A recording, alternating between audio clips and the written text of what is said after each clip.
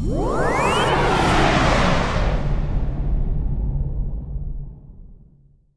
morning and welcome to my channel. So I just wanted to talk to you about the energies of April and in a reflective way, because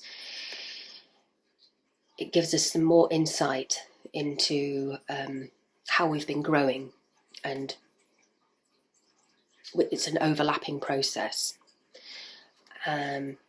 The bigger picture of what's been happening with the on planet Earth is we have been going through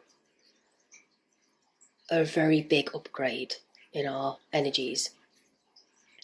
The upgrades have been coming from the sun as well, and they're coming through the planets, of course.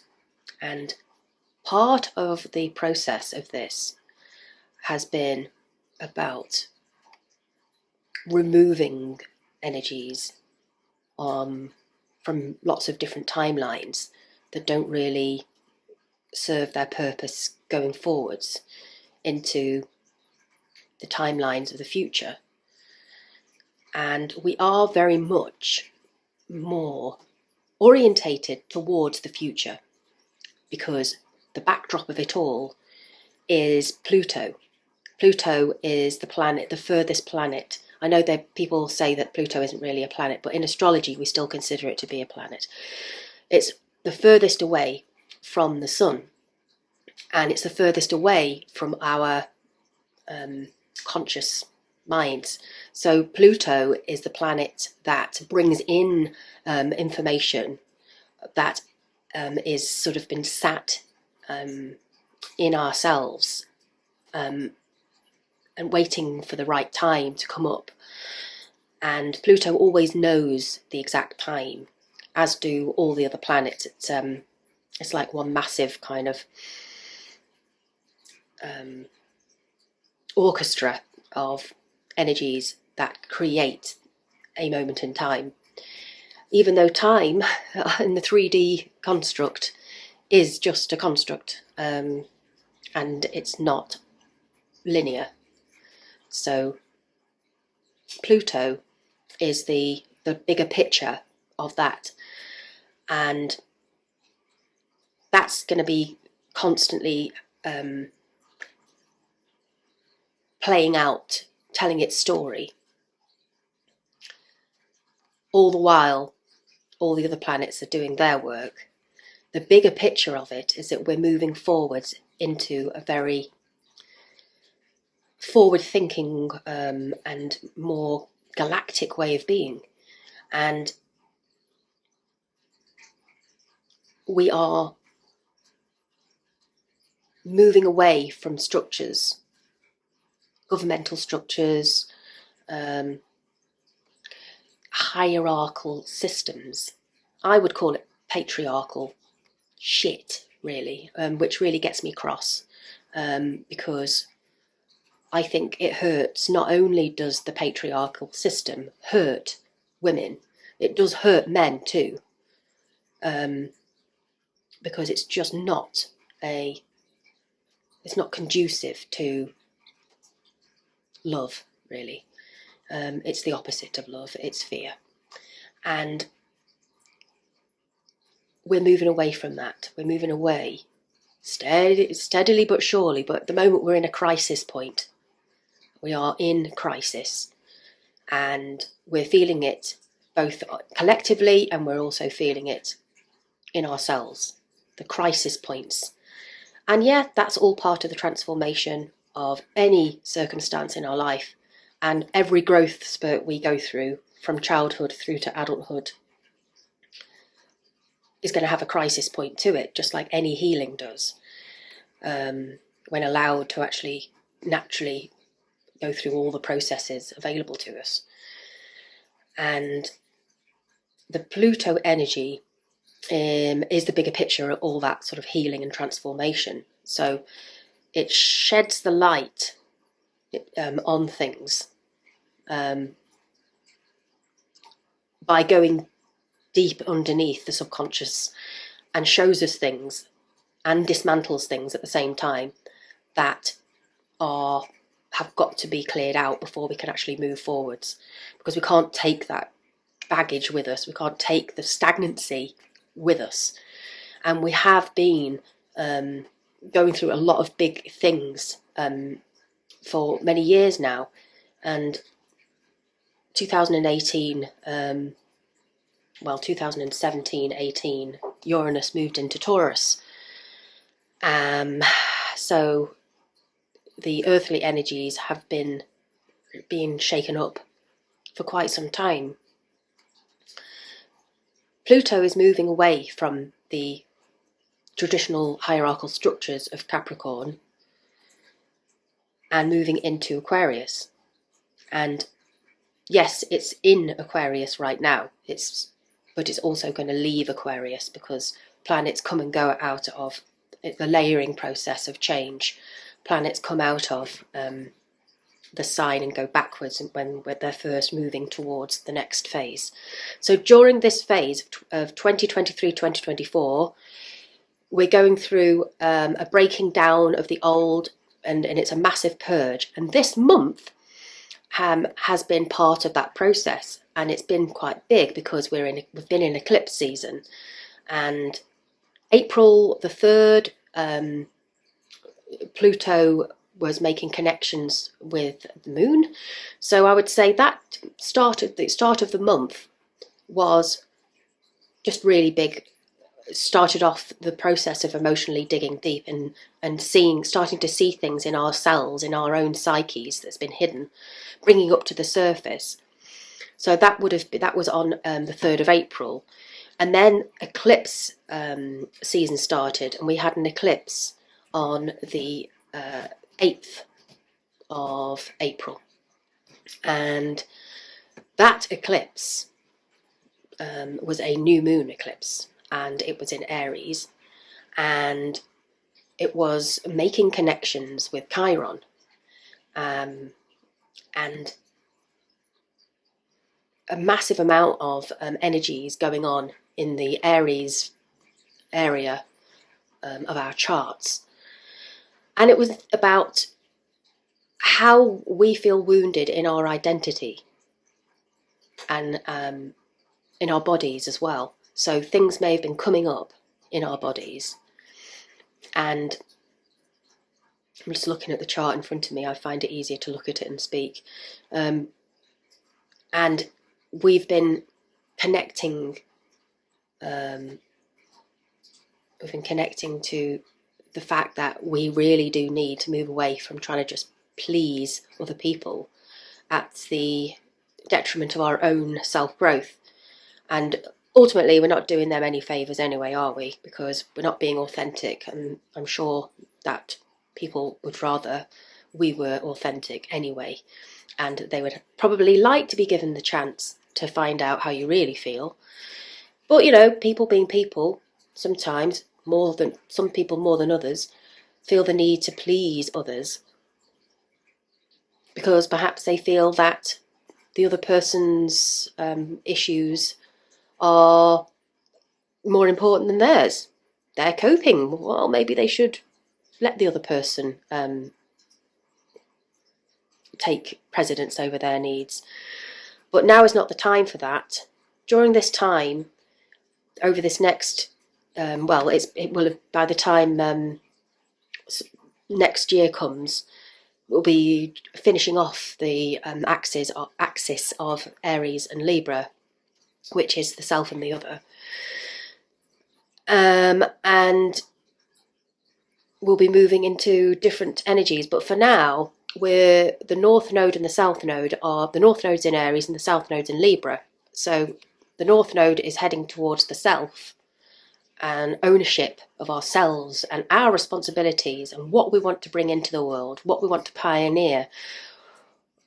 Having that confidence to just go for something, having the confidence to say, that's not what I want, having the confidence to say, sorry, that doesn't please you, but that's what I'm doing because I've made that choice. So it's standing in your own independent power. And that's what the North Node is teaching us to do. So there'll be areas in your life where you haven't been doing that, and the universe is calling you out on it to help you move forward. It's always for the greater good.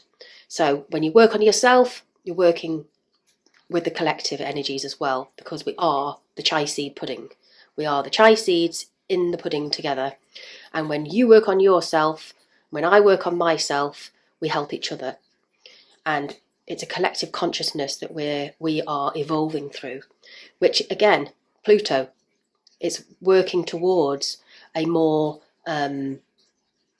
future orientated consciousness that hopefully is more humanitarian, although I'm not really sure where that's going right now. When I think about some of the things that come to mind in the wider world, it makes you think, is that happening or not? I think we are in a crisis point, and I think that there's a divide now between what feels like good and evil, if I'm honest. May seem quite dramatic, but that's how I see it. It's how I feel it as well, that you've just got to choose the light.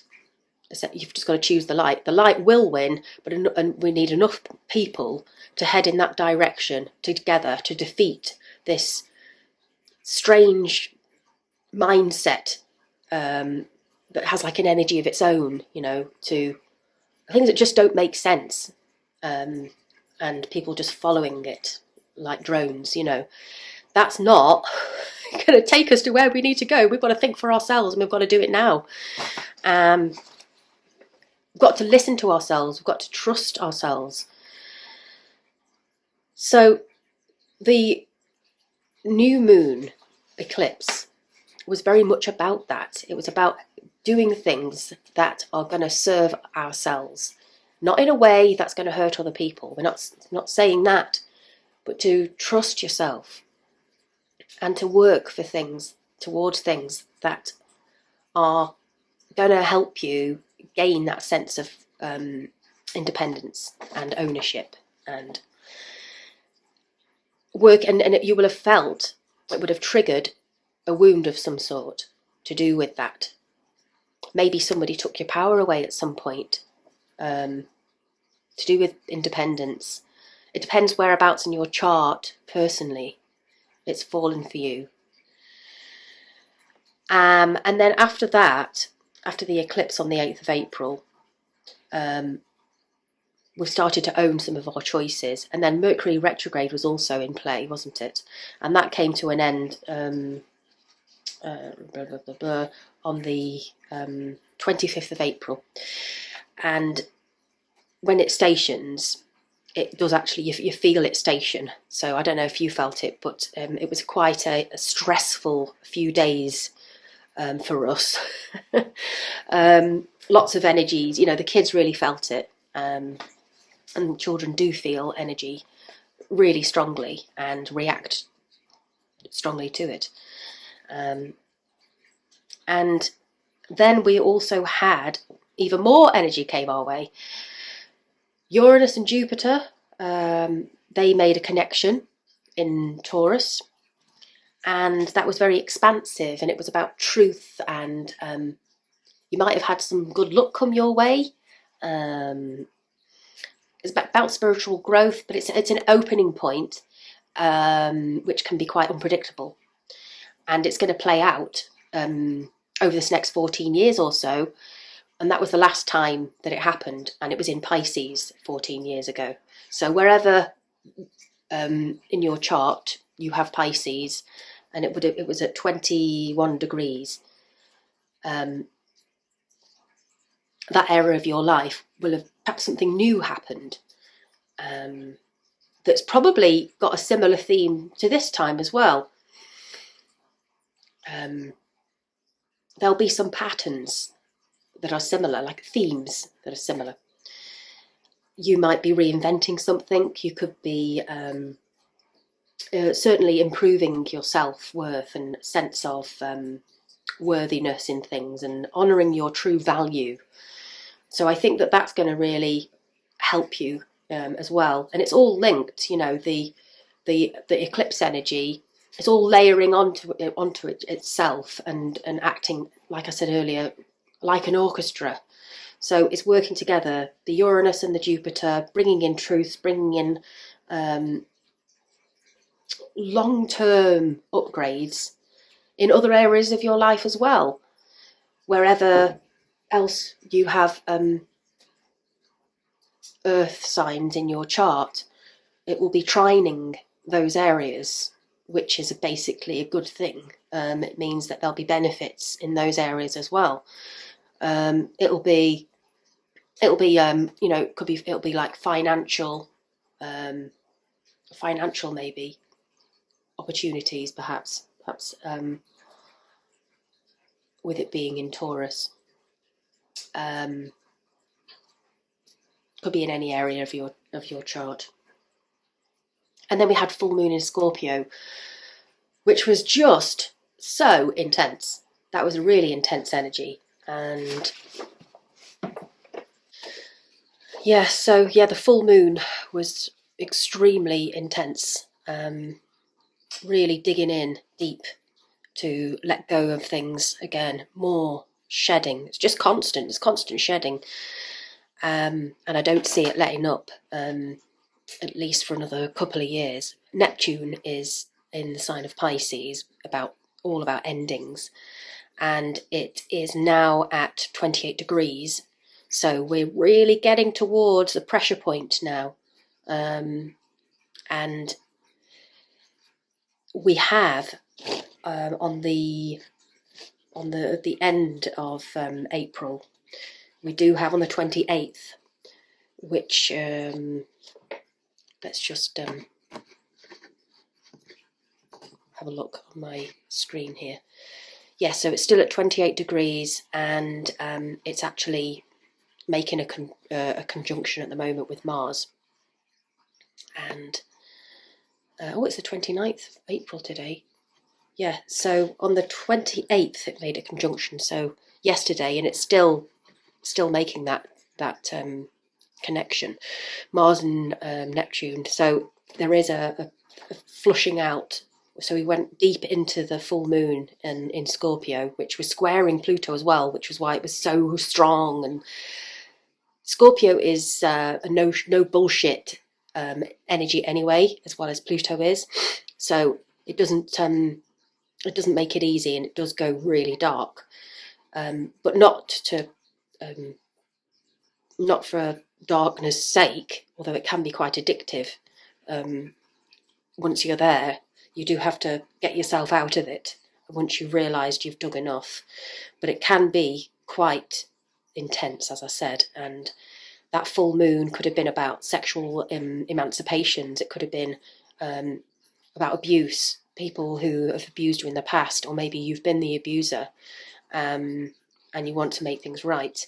It could be the control issues, but it certainly will have been stuff that you really don't want to see and that you have been avoiding looking at. So as I say, at the start of the month, there was a connection with the moon and Pluto, which of course will happen throughout the monthly cycle.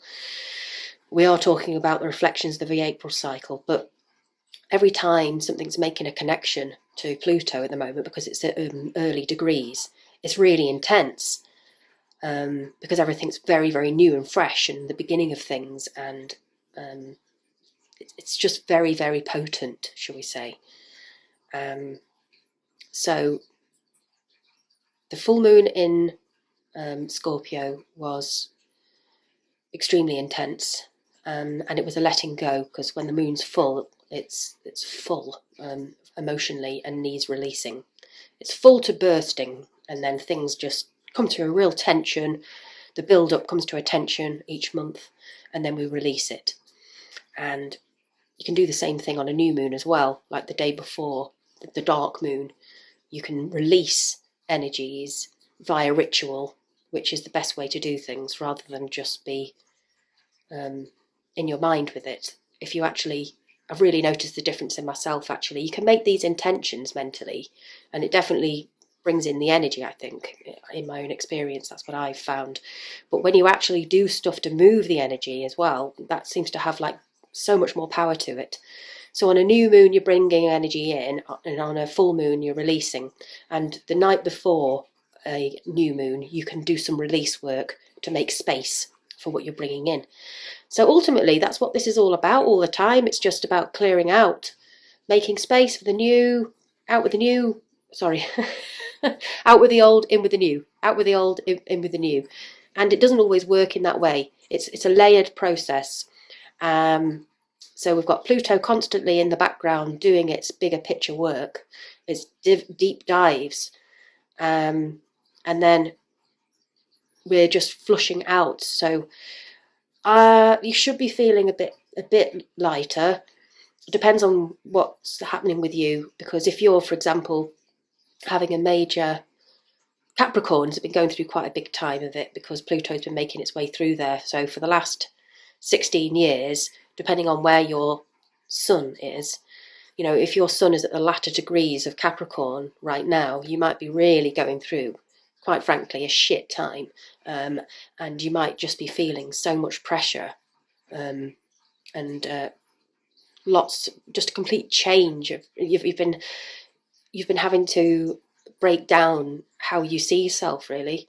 You've had to break down how you express yourself in the world.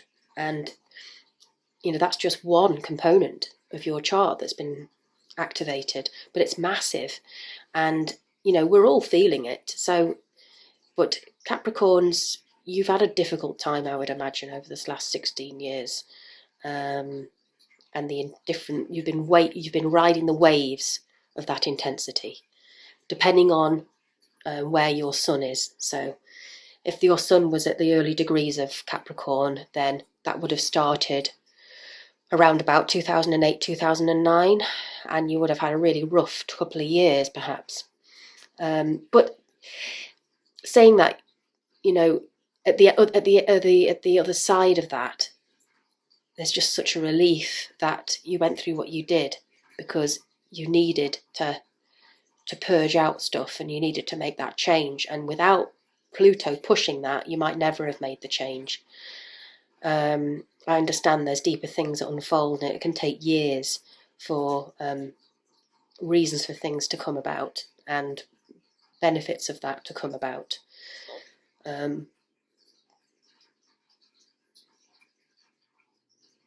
think a lot of it has been about breaking down how you see your position in the world and digging deeper into the desires that you really have, and not feeling like, well, I've got to do this because this is what gives me the position in society. It might not, you might well be good at it and you might well get a good position, but it might not be what lights your heart up, you know. So I think for Capricorns, it's just been a really difficult time as well with responsibilities as well. The level of responsibilities that they've had to take on over this last decade, 16 years or so, it will have been a complete transformation to how they see themselves, that's for sure. But anyway, this isn't a personal reading for Capricorns, but just to say that we are moving out of that energy of the hierarchical systems that don't work. And as I said, ultimately, hopefully, patriarchy in itself and gender roles and power within those gender roles, power in general that is not powerful but overpowering. That's the structures that govern in any capacity. The structures that are so big that we don't know what choices we've got at the moment. I mean, people are getting shut down, aren't they, off social media for speaking.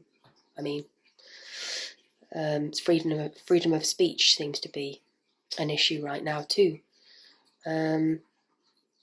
Anyway, that's a different conversation, I guess. But it's been about clearing things out, and Saturn has been helping us out as well since March last year, because he's been helping us create some boundaries to allow ourselves to claim ourselves more, and create that sense of safety and pointing out where things need to be changed and come to a close.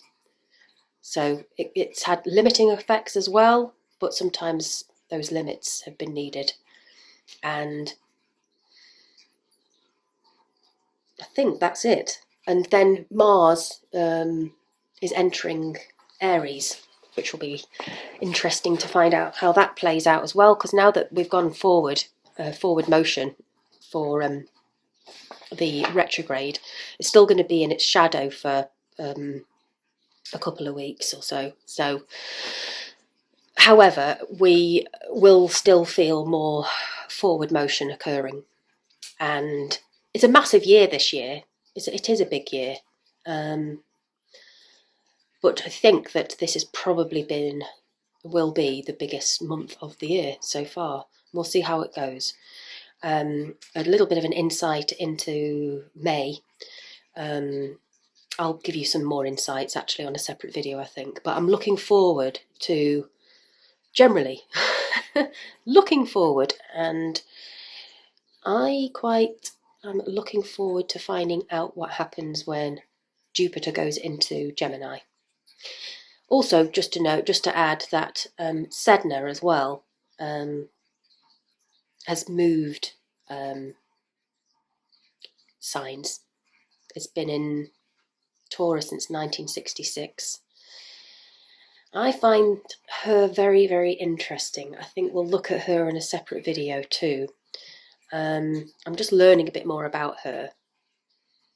And I'm really resonating with her because, again, talking about the patriarchy, it's very, very close to my heart because I've had some massive experiences in my life with it, right from a very early age. So, Sedna moving signs into Gemini, I think is really interesting. And I've been listening to other astrologers as well, as I always do, because I just love astrology. Absolutely love it. And it's just some really interesting things that some astrologers have been saying about Sedna and the story of Sedna to do with her father. But ultimately, it's about control, isn't it? And wanting to claim that back for ourselves. And when Sedna is moving into Gemini, it's going to be bringing up, again, beginning of things again, a beginning of new depths, beginning of new insights. So it's going to be quite mental, I think, as in quite cerebral. I think we're moving into more of a cerebral way of being.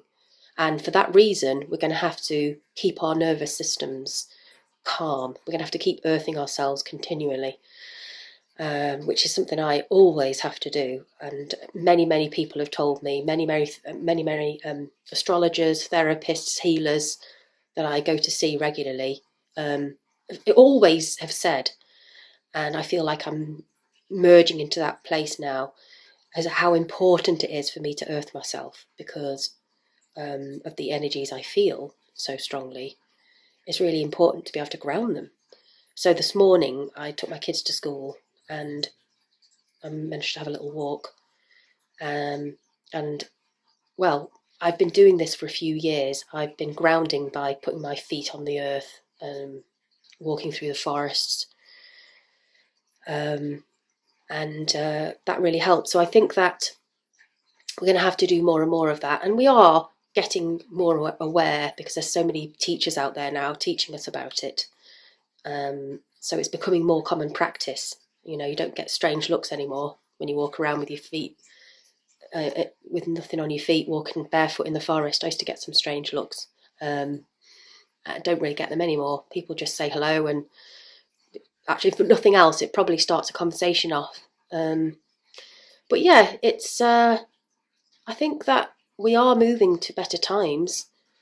I think, as I said before, we need to just head in that direction of the light the best we can and work through the darkness and try and shine a light into the dark. I've been working through some really deep stuff of late, and I'm starting to feel like I'm getting through the other side. Now I'm like ready now to start sharing more of my gifts and celebrating them, and like the I call it galactic medium because that's how it comes. It's difficult to describe, but since 2017 I've been painting colours from the galactic, and sort of comes in the form of downloads, and it just happened. I can't really explain very well. I've tried several times, but information comes to me in the form of colours, and I paint them, and it's just something I know. I guess it's a clair of some sort, isn't it? So I'm at the beginning of my journey now, starting to just share much more, and embracing it. So enough of my waffle. I've really enjoyed this. I find it extremely therapeutic. I am a Leo rising. It's in my Leo rising is in the 12th as well. So I do find it quite enjoyable being seen, but at the same time want to hide as well. So I guess social media is quite good for that, because you kind of feel like you're doing both. Anyway, lots of love to everybody. Thank you very much for tuning in, and remember to like and subscribe, and there'll be more to come, and I'm just going to keep sharing, and hopefully one thing I say may actually spark something in you, and I hope it does. And thank you again, and until next time, you take good care now. Bye.